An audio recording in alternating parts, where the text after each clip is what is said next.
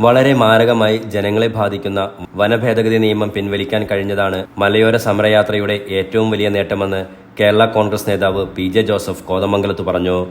വന്യമൃഗങ്ങളുടെ ആക്രമണത്തിൽ നിന്നും മലയോര കർഷകരെയും ജനങ്ങളെയും രക്ഷിക്കണമെന്നാവശ്യപ്പെട്ട് പ്രതിപക്ഷ നേതാവ് VD സതീശൻ നയിക്കുന്ന മലയോര സമരയാത്രയ്ക്ക് കോതമംഗലത്ത് നൽകിയ സ്വീകരണ യോഗം ഉദ്ഘാടനം ചെയ്ത് സംസാരിക്കുകയായിരുന്നു അദ്ദേഹം.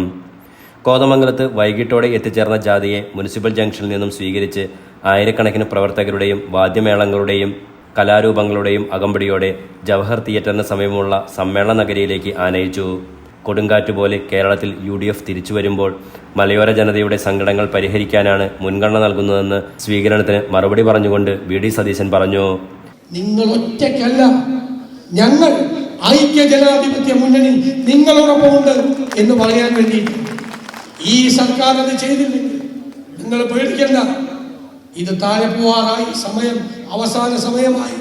കൊടുങ്കാറ്റ് പോലെ കേരളത്തിൽ ഐക്യ ജനാധിപത്യ മുന്നണി തിരിച്ചു വരുമ്പോൾ നമ്മുടെ ഒന്നാമത്തെ പരിഗണന മലയോരത്തെ ജനങ്ങളുടെ, പാവപ്പെട്ടവരുടെ, കർഷകരുടെ സങ്കടങ്ങളായിരിക്കും. അത് പരിഹരിക്കാനുള്ള നിലപാടായിരിക്കും. നമ്മൾ എന്തു ചെയ്യുമെന്ന്, UDF എന്തു ചെയ്യും എന്ന് മുൻകൂട്ടി പ്രഖ്യാപിച്ച് അത് കേരളത്തിൽ നടപ്പാക്കുക തന്നെ ചെയ്യും. വാക്ക് പറഞ്ഞാൽ വാക്കായിരിക്കും.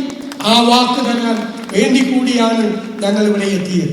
UDF ജില്ലാ കൺവീനർ ഷിബു തെക്കുംപുറം അധ്യക്ഷത വഹിച്ചു.